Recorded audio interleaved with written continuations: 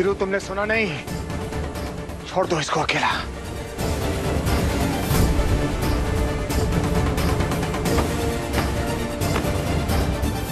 पापा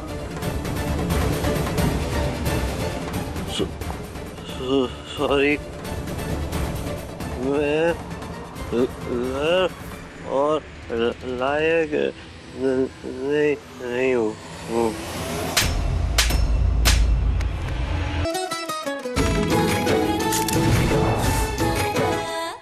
शादी की प्रोफाइल पिक्चर नहीं,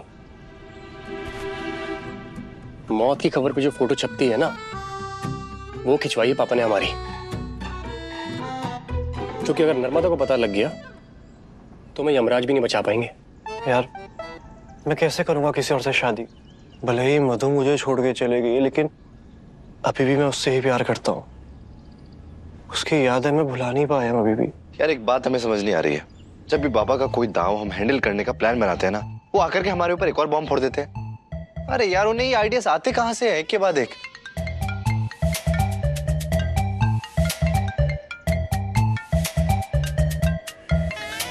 नर्मदा कॉल कर रही है, क्या बोलूं इसको?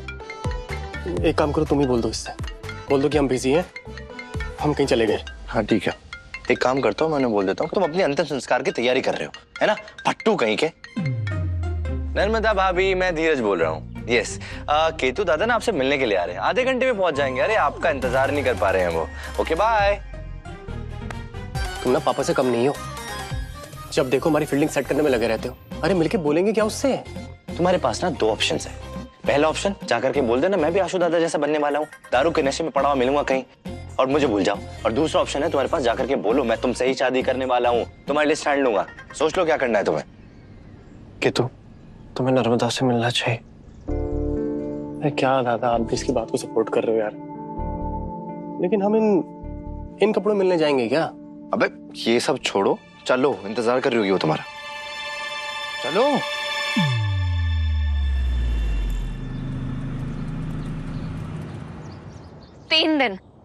3 दिन में ना हमारी सगाई हो जाएगी। लड़के वालों ने डेट फिक्स कर दी है। अब सिर्फ हमारे पास 3 दिन है, अगर कुछ करना हो तो। अरे यार, बात बात में छावा बन के धावा क्यों बोल देती हो हमारे ऊपर? पापा का फैसला मानना हमारी मजबूरी है, पैदा किए हैं उन्होंने हमें। तो हमारे पापा ने भी कोई इंटरनेट से डाउनलोड नहीं किया हमें, मान ले उनकी बात। मान लो, पापा की परी बन जाओ और तुम्हारे पापा का बस चले ना तो इंटरनेट पे डिजिटल शादी करा दे तुम्हारी 5G की स्पीड पे। रहने दो तुम ना सिर्फ मेरे सामने बड़ी बड़ी बातें कर सकते हो, अपने पापा के सामने जाते ही गुग्गू बन जाते हो। अरे सीधा सीधा बोल दो ना कि तुम शादी नहीं कर सकते। कम से कम ऐसे खून के आंसू तो मत रुलाओ। अरे रोएंगे तो हम यार, तुम तो चले जाओगी शादी के बाद विदेश हनीमून मनाने, और हम यहाँ पर आंसू दादा के संग बैठ के पियेंगे शराब और सुनेंगे दर्द दिल गाने, बस। हाँ तो कुछ करो ना। चुप चुप, दोनों के दोनों मुंह बंद करो अपना एकदम। उसका करवाओ, हमारा तो पापा ने बचपन से बंद किया हुआ है। केतु दादा, अगर आपने अपना मुंह बंद नहीं किया ना तो कान के नीचे जैसा घंटाप मारेगा ना खिंचा करके, किसी तरह कान से धुआं निकलेगा। और एक बात आप मुझे बताइए भाभी, आपको क्या पसंद आया मेरे भाई में, क्या रुझान इनमें? एक बात मुझे बहुत अच्छे समझ में आ गई कि आप दोनों ना एक दूसरे के लिए बिल्कुल भी सही नहीं है। आपको ऐसा लगता है कि ये अपनी फैमिली को संभाल नहीं पा रही है, अपनी फैमिली से बात नहीं कर पा रही है ठीक से। हाँ, और भाभी आपको ऐसा लगता है कि मेरे भाई एक नंबर के फट्टू हैं, वो हमारे बाबा से बात नहीं कर पा रहे हैं और वो आपके लिए स्टैंड नहीं ले पा रहे हैं। मेरा असेसमेंट आप दोनों को लेकर के एकदम सही है। मैंने ऐसा कुछ नहीं बोला। और तुम भी ना जरा तमीज से बात करो।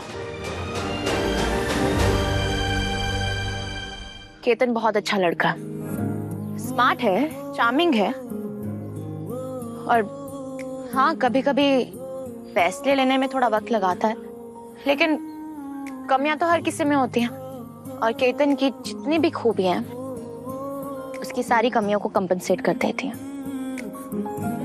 और केतन अपने माँ बाप के सामने अपना स्टैंड नहीं ले पाता क्योंकि उनकी बहुत इज्जत करता है, उनका दिल दुखाने से डरता है। और केतन की ये क्वालिटी मुझे सबसे ज्यादा अच्छी लगती है। वरना जो इंसान अपने माँ बाप की इज्जत ना करे, उससे मैं अपने माँ बाप की इज्जत की उम्मीद कैसे रख सकती हूँ? इसीलिए आई लव केतन।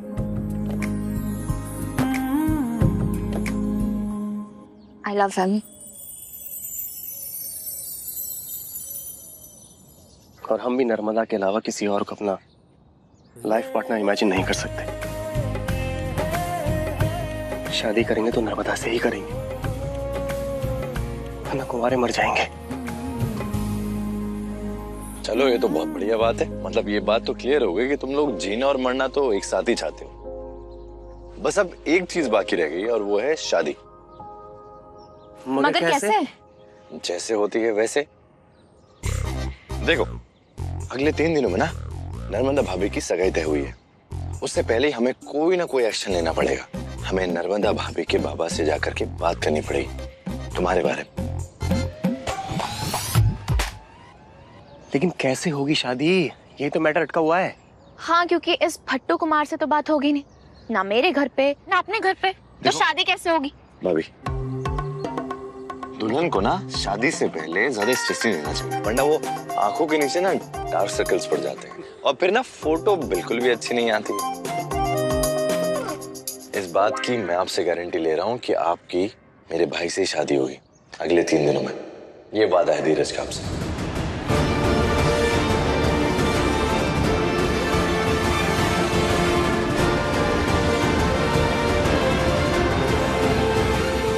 खुश?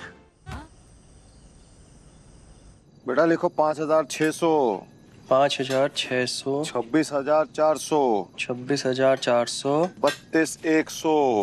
तुम मुझसे शादी नहीं करोगे? ऑलरेडी गिव अप कर दिया ना तुमने मुझ पर, हमारे प्यार पर, है ना? 5,600।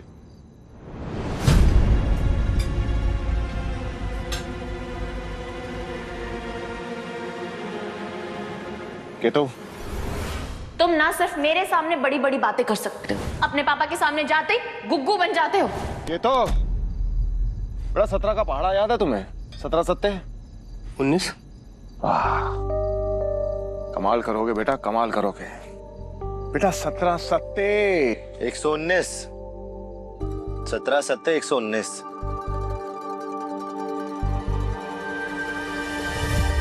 कभी सोचे नहीं थे कि जिंदगी में ऐसा दिन देखना पड़ेगा जिस दिन धीरू से तुम्हें हिसाब किताब सीखना पड़ेगा।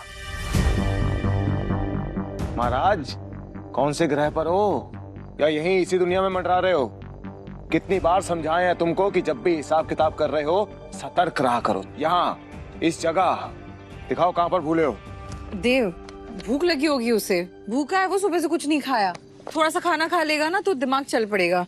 अभी रहने दो ना, खाना खा लेते, कल कर लेना हिसाब। अरे हम मना नहीं कर रहे हैं विद्या, खा लेंगे खाना। हम सोच रहे थे कि आज सब लोग साथ में मिलकर खाएंगे। वो आंसू के भी आने का वक्त हो गया है ना, इतनी रात हो गई है। भाई किसी ने फोन करके पूछा है कहाँ रह गया है वो?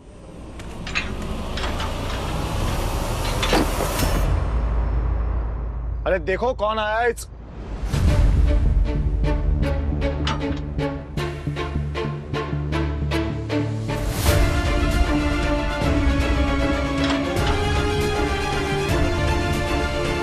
हम देखते बाबू। अरे आसू दादा, ये लो।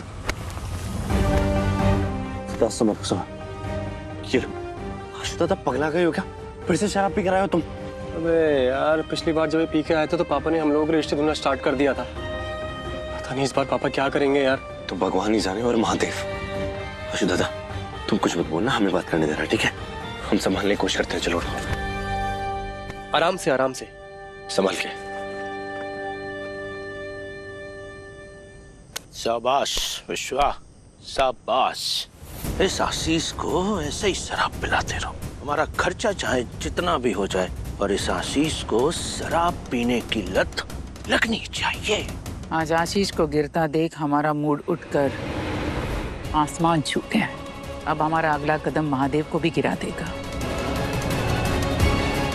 उसके घुटने पे।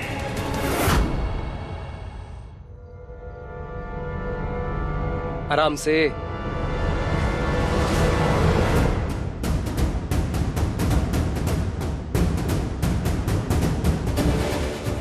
बाबा, वो आशु दादा को मुंह बंद, मुंह बंद। दूर हटाओ, छोड़ो इसको अकेला, कोई सहारा नहीं देगा इसको।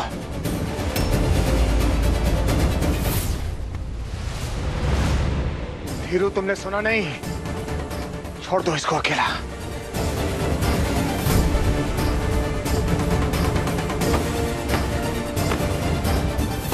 पापा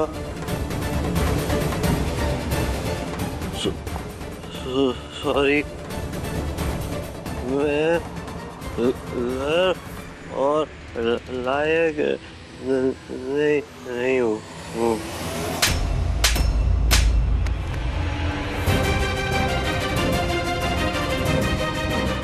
ये कल पी कर आया था ना, काका आ गया था हमें कि दोस्तों ने पिला दी, लोगों ने पिला दी है, लेकिन आज तो सच सबके सामने है ना। इसका मतलब क्या हुआ कि कल भी किसी ने इसको पिलाई नहीं थी, ये खुद पी के आया था। शराबी हो गया अब ये, समझ रही हो? शराबी।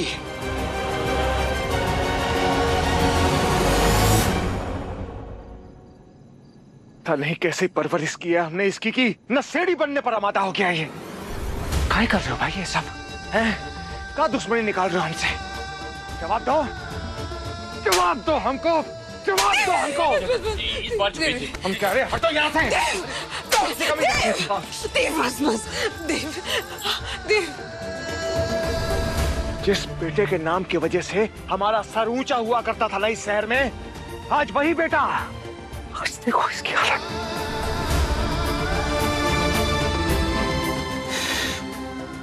वही बेटा सर उठा के बात नहीं कर पा रहा है हमसे, तो गुस्सा हो रहा है ना कि तोड़ दे हम इसका।